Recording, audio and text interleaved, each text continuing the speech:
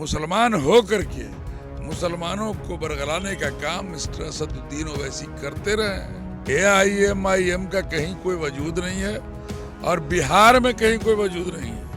आप देखिए कि सीमांचल में मुसलमान भाई ने मुगालते में आकर इनको जिताने का काम किया।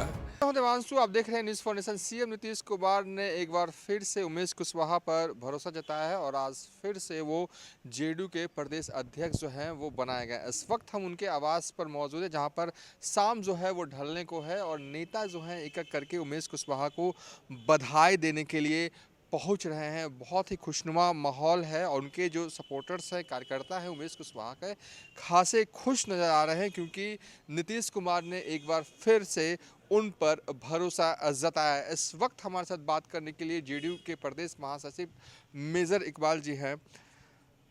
बहुत खुश होंगे उमेश कुशवाहा। स्वाभाविक है कि आदरणीय और हम आभारी हैं कि आदरणीय नेता और बिहार के यशस्वी मुख्यमंत्री सर्वमान्य नेता माननीय नीतीश कुमार जी ने फिर से एक बार भरोसा जताया है हमारे प्रदेश अध्यक्ष महोदय पर।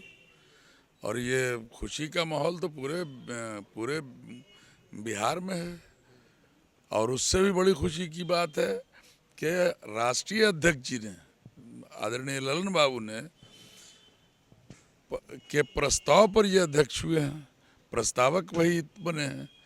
तो ऐसा ये ऐतिहासिक बात है और इसके लिए हम उनके प्रति भी और माननीय मुख्यमंत्री जी के प्रति भी बहुत आभार प्रकट करते हैं और पार्टी और माननीय प्रदेश अध्यक्ष जी के उज्जवल भविष्य की कामना करते हैं और बहुत बहुत बधाई देते हैं। पार्टी जब एक हो, एकजुट हो तो बात ही निराली होती है। नहीं, एकजुट बिल्कुल है, पूरी पार्टी एकजुट है। चलिए, अब एक बहुत ही महत्वपूर्ण सवाल मैं आपसे करने जा रहा हूं। कुर्नी में उपचुनाव हो रहे हैं, पार्टी की तरफ से आपको बेहद अहम जिम्मेदारी दी गई है। इस बार वहां पर आप महागठबंधन का वोट काटने के लिए एआईएमआईएम के मुर्तजा अंसारी हैं, आपको प्रभारी बनाया गया उस पंचायत का जहां पर मुर्तजा अंसारी जो हैं वो बिलोंग करते हैं। इस बीच अख्तरुल ईमान जो है वो गुजरात के दौरे पर हैं फिलहाल। वो इसलिए गुजरात गए हैं कि एक दिन का दौरा जो है वो चाहते हैं कि असदुद्दीन ओवैसी कुर्नी में मतलब अपना वक्त जो है वो दें और एक सभा करें। तो बड़ी प्लानिंग एआईएमआईएम की तरफ से चल रही है। कैसे काटेंगे इन सब चीज़ों को, क्योंकि अगर असदुद्दीन ओवैसी आ गए कुर्नी में तो कहीं ना कहीं बड़ा संकट हो सकता है। तंत्र में खुली छूट है, जमहूरी निज़ाम में खुली छूट है कि कोई भी नेता कहीं जा सकता है, कहीं आ सकता है, खा वो किसी पार्टी दल का नेता हो।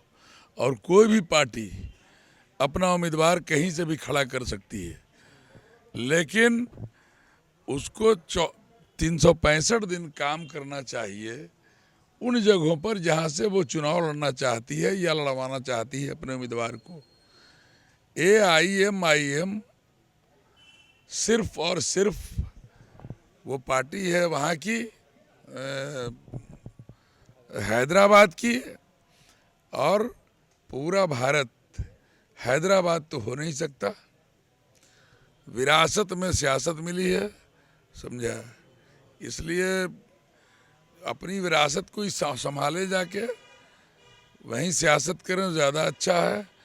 चुनाव होता है, चले आते हैं यहाँ पे चुनाव लड़ने के लिए, बिहार हो, बंगाल हो, यूपी हो। देखिए यूपी में उन्होंने क्या किया।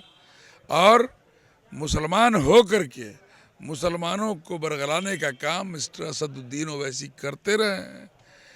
इसीलिए इनको लोग भाजपा की, भारतीय जनता पार्टी की बी टीम भी कहते हैं और इसमें कहीं कोई दिक्कत भी कहने में नहीं है। चूँकि जब मुसलमानों का वोट को ये मुसलमान होकर के बंटवाते हैं, काटते हैं, तो इसका सीधा फायदा भाजपा, भारतीय जनता पार्टी को पहुंचता है। और ऐसे में अगर बी टीम को कहता है तो उसमें कोई गलत नहीं कहता। एक सवाल है कि कुर्नी आप प्रचार करने के लिए भी गए थे, क्योंकि आज पार्टी की अहम मीटिंग थी, प्रदेश अध्यक्ष का ऐलान होना था, इसलिए आप पटना आ गए।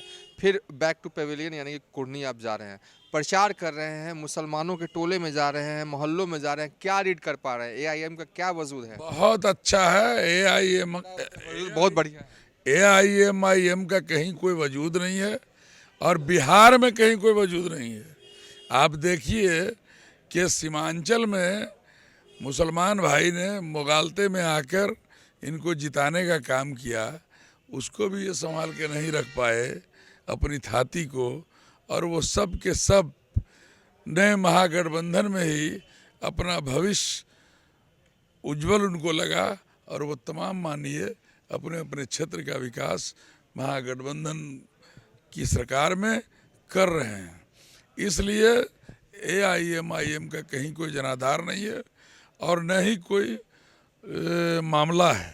वहाँ हमारे जो मनोज कुशवाहा जी हैं, जो महागठबंधन के समर्थित उम्मीदवार हैं, जनता दल यूनाइटेड के, वो भारी मतों से जीतने जा रहे हैं। अनकंटेस्टेड है, कहीं कोई कंटेस्ट नहीं है, कहीं कोई मुकाबला ही नहीं है। चूँकि समावेशी विकास जो माननीय मुख्यमंत्री जी ने किया है, उसका प्रभाव साफ कुढ़नी में दिख रहा है। चलिए, कहीं कोई मुकाबला नहीं है, कुढ़नी में महागठबंधन जो है वो जीतेगी, ये कहना है जेडीयू के लीडरानों का। बहरहाल हो जो भी, इस वक्त हम उमेश कुशवाहा के घर पर मौजूद है, जहां पर नेता जो हैं उनके घर एक एक करके बधाई देने के लिए पहुंच रहे हैं। फिलहाल अभी तक के लिए इतना ही। आप देखते रहिए न्यूज़ 4 नेशन।